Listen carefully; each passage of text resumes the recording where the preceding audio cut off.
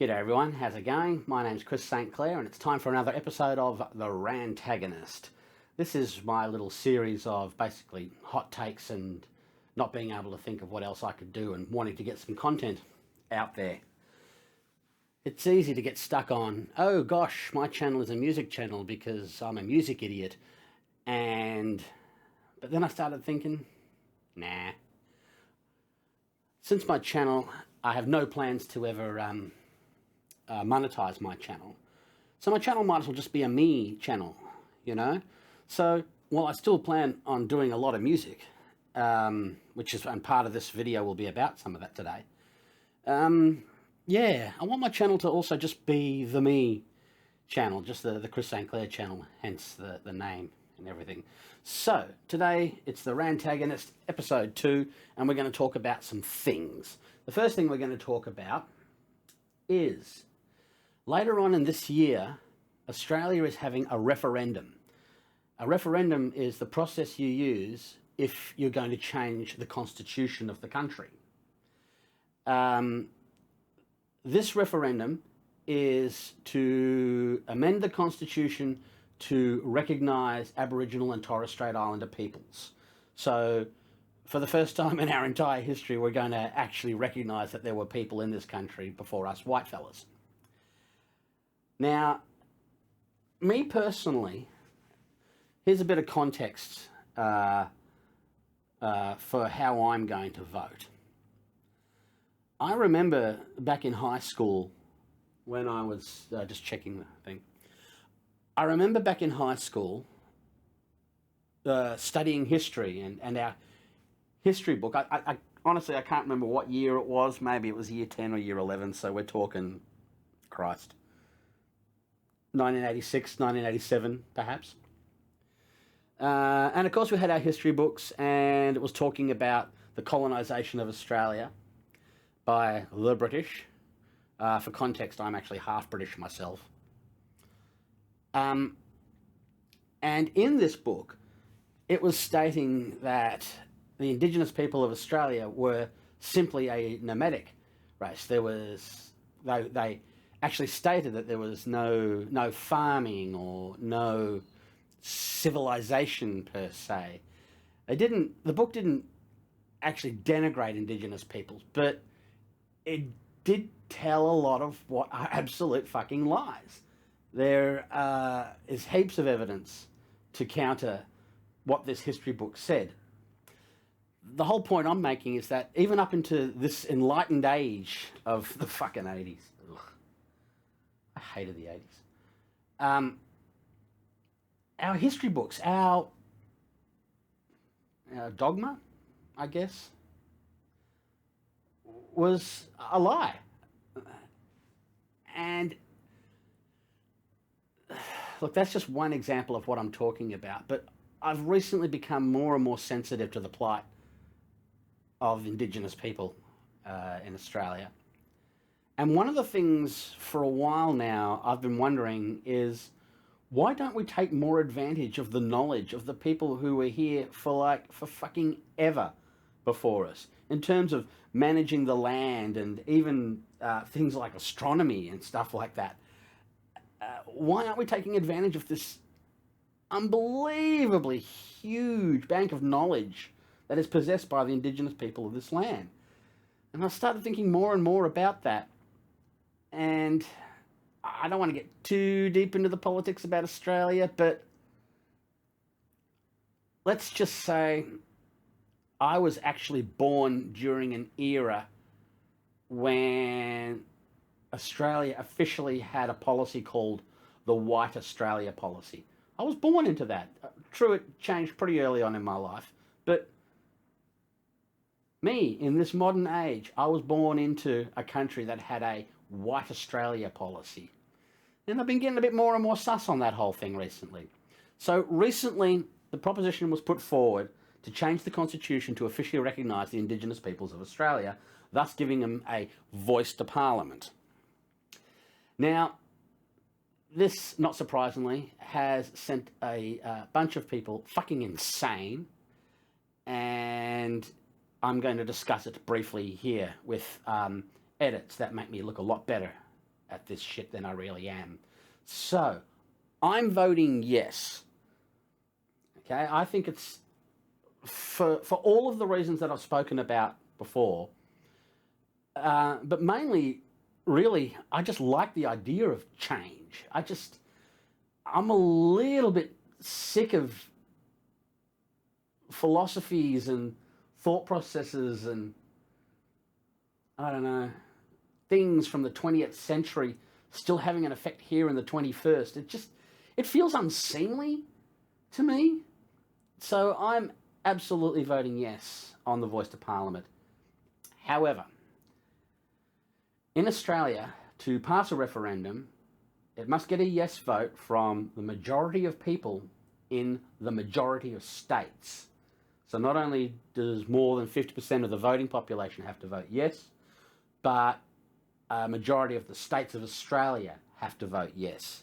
Subsequently, that makes referendums very hard to pass in this country. We are Queensland done got boomers, I think is what I'm trying to say. And boomers don't like change. We know that.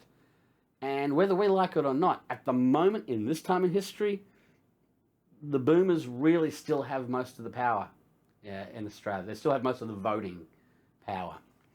So, and further to that, there are a couple of things that I'm thinking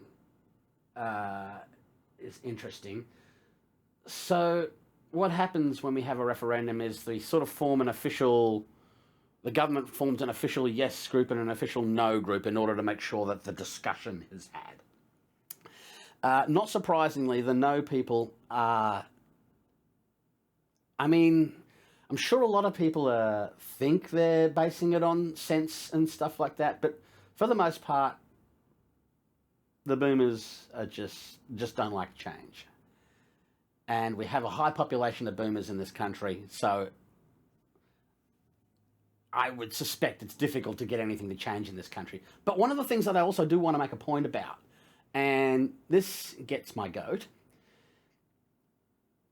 part of the campaign is that both the no and the yes campaign get some government money to produce published materials to explain the no case and the yes case.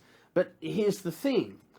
There are no rules in place, no official rules in place that state that the information in these media has to be correct, right? So let that soak in. The people, and this, both the yes and the no, if you're producing a piece of media to try and convince people of the no or the yes case, there are no rules that state that you must tell the truth. You can fucking lie your fucking ass off. Fucking blows my fucking mind sometimes, I swear to God. All too often, and now we're getting totally into my opinions here, but all too often it feels that Australian politicians, above all, are very good at being seen to be doing something, not necessarily doing something. I do have to admit, I'm not as engaged politically as I have been previously. I don't have a television antenna in this place that I live, so I don't get free-to-air TV, and I certainly can't afford streaming services. So my news is through social media. I do go looking for it, but so I'm not as connected. So I don't know. Maybe the government is doing a bit more this time around. I don't know. But so I think it's important to vote yes. I am voting yes. I feel the last referendum I voted in was for Australia to become a republic, which was perfectly timed to never get passed. And of course it didn't. So now this is the next referendum. And I'm one of those people that says, why shouldn't we do this? What's the harm in giving a voice to Parliament of the Indigenous peoples that we fucking colonised? And the main thing you hear the no people say is, oh, we don't want to give them too much power. And I'm thinking, You know, I've heard the saying before, you know, more rights for someone else does not mean less rights for you. It's not cake. And I was like, no, they're not worried that they're going to have too much power. They're worried that they're going to have power over them. They are self-interested, in my opinion, the no voters.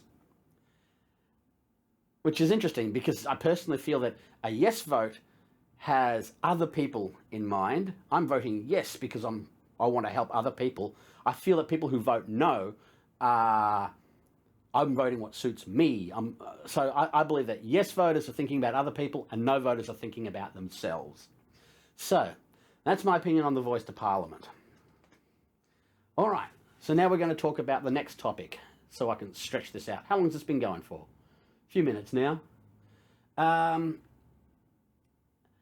There is a concept in literary criticism called death of the author. I'm going to put a Wikipedia page on it, but death of the author was first brought up. I really can't get my words out today, and it fucking pisses me off because I'm usually so fucking good at it. So, in 1967, a dude named Roland Barthes, and I'll put his name up on the thing, wrote a paper, and in it, Mr. Barthes said that once a work has been created, its value is then only in the audience's perception of the work. In other words, once an author produces a work, they then are removed from the value of the work. So the author no longer has any say or any influence over the value of what this work might be. So to put it into perspective, there's obviously a lot of controversy about J.K. Rowling at the moment, who's decided to make being a TERF her central thesis for some reason. And I still get a lot of my family love the Harry Potter books and the Harry Potter games and are still into the universe of Harry Potter. And so the question becomes, are the works of J.K. Rowling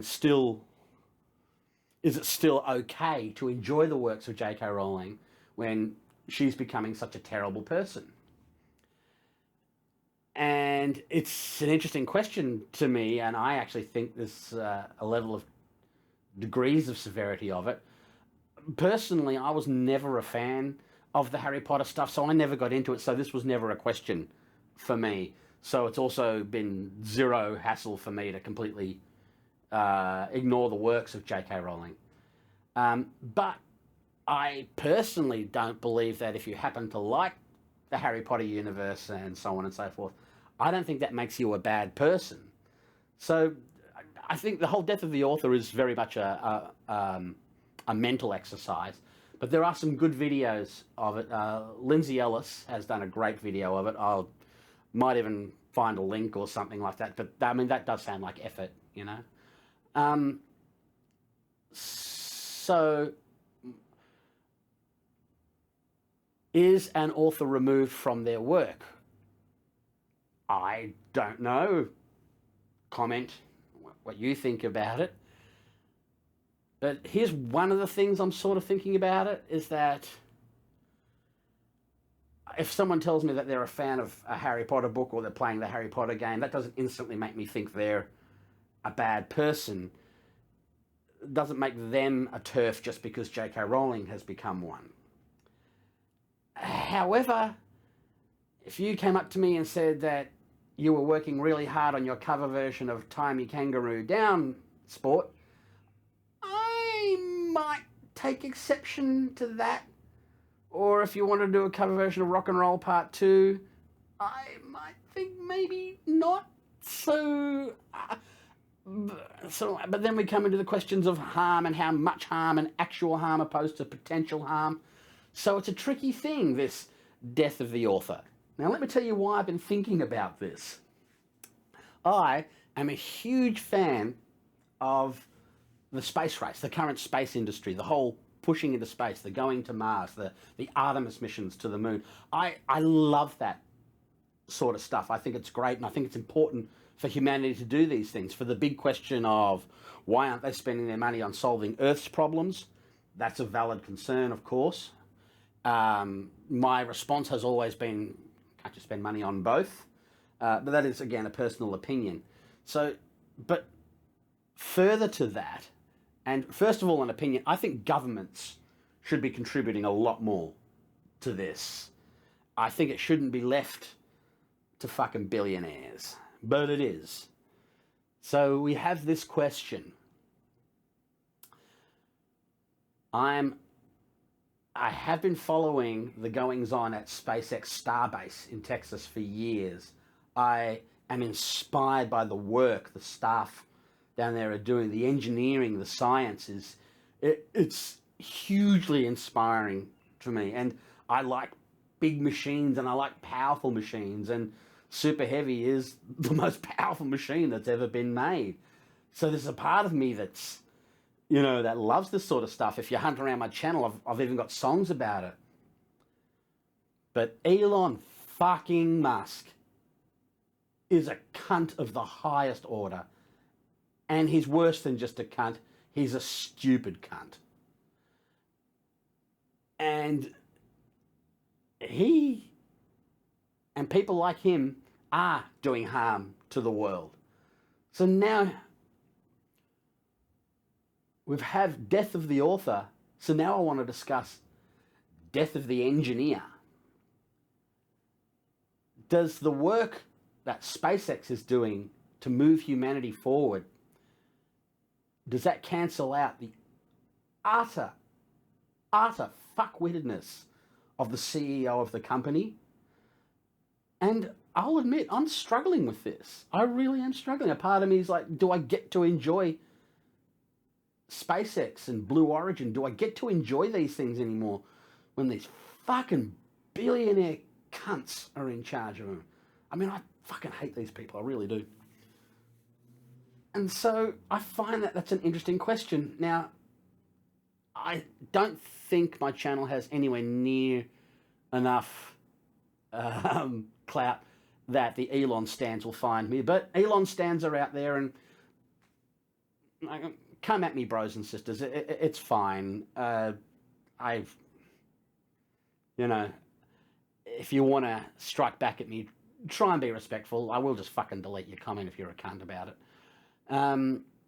Just quickly though, if your real name or a real picture isn't in the description of your channel, I'll fucking ignore your criticism completely. You notice my channel is my name, so I stand by what I say, and here's my face standing by what I say. So if you can't stand by what you say, I'm just going to fucking ignore what you say. But I do encourage the discussion in the comments. Like, I think I'm going to get comments on this. I got 200 subscribers.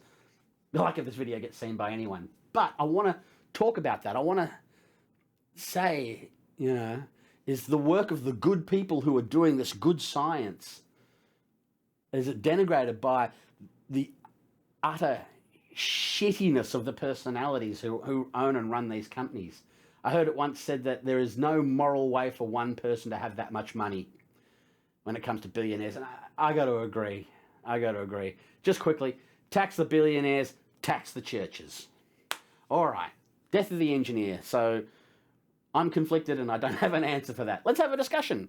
All right. The last thing I want to talk about for this week is I noticed recently, like a lot of people, I have a lot of trouble getting motivated to do things. I mean, just getting this rolling was fun in its own way. And whether I actually go to the effort of editing it down to something that's even usable. Oh, that's hilarious.